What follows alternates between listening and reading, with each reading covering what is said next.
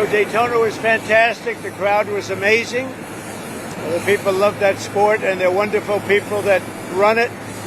And they had a little rain delay, but we'll go home and watch it, I guess, or some of you will, and others will try and create peace throughout the world. Do you have any questions, please? Sir, did you speak to Secretary Rubio this morning? I did. What is the latest with the negotiations in Saudi Arabia? What's he taking? We're moving along. We're trying to get a peace with Russia, Ukraine, and we're working very hard on it. It's a war that should have never started.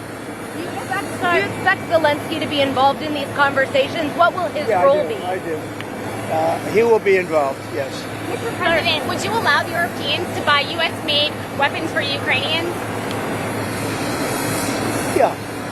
Sir, Zelensky said today that Russia is going to wage war on NATO. Do you agree with that? Do you have any concerns about? No, I don't agree. I don't agree with that. Not even a little bit. Vice President Vance said that the United States would potentially take military action against Russia if they won't come to an agreement. Do you agree with that stance? I don't know if that's what he said. I don't think he said that.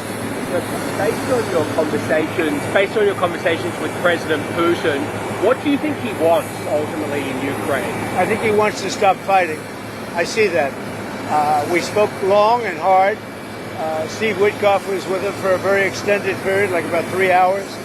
I think he wants to stop fighting. They have a big, powerful machine. You understand that. And they defeated Hitler and they defeated Napoleon. You know, they've been fighting a long time. They've done it before. And but I think he'd like to. I think he would like to stop fighting. Do you think he wants the whole of Ukraine, or just what do you think he wants in terms of territory? No, I think he wants to stop. That was my question to him, because if he's going to go on, that would have been a big problem for us, and that would have caused me a big problem because you just can't let that happen. I think he wants to end it, and they want to end it fast, both of them. And Zelensky wants to end it too. Sir, when do you think that could actually happen? When do you think the fighting can stop? Well, we're working to get it done. I mean, you know, it's too bad it started. It would have been a lot easier to end it before it started, right? But it started because we had an incompetent president that he didn't know what he was doing. That should have never started. That war was so easy to stop. Remember this, that under Bush, they took a lot. Under Obama, they took a lot. Under Biden, they're trying to take the whole thing. And under Trump, they took nothing. Nothing was gone. Not even a little bit. So it's too bad. It's really too bad. A lot of people are dead right now that should be alive, and a lot of cities are destroyed that can never come back like they were. Those beautiful golden domes and all of the multicolored domes that were 1,000 years old, they're all laying in, you know, just shattered. So it's very sad. They ruined the culture.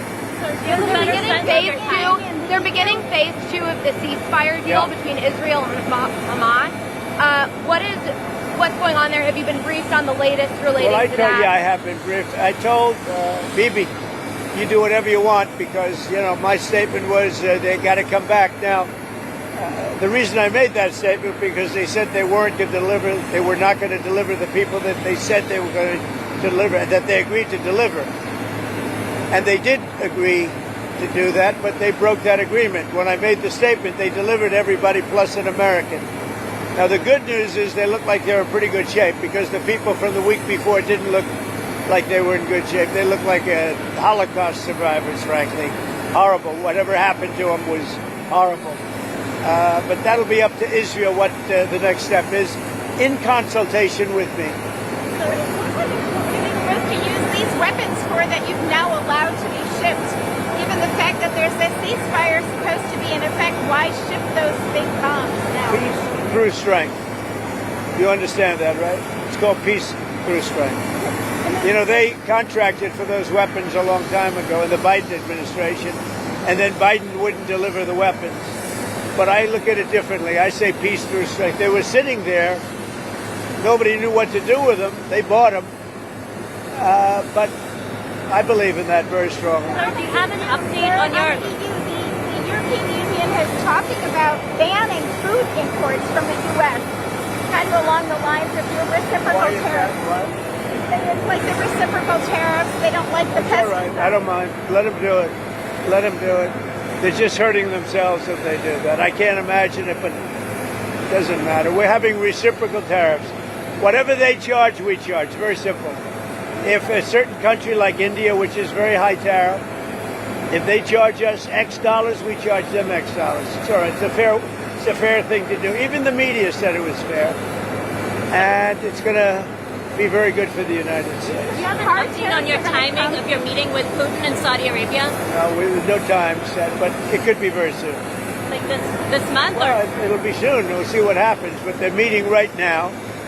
And that's more. I mean, this should have been done 4 years ago, 3 years ago, before it started. But it should have been done immediately after it started, as opposed to now, 3 years later.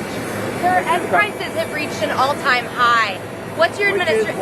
Egg prices have reached an all-time high. It was a long, before I ever got here, it was at an all-time. This didn't start. Remember, I've been here for 3 weeks.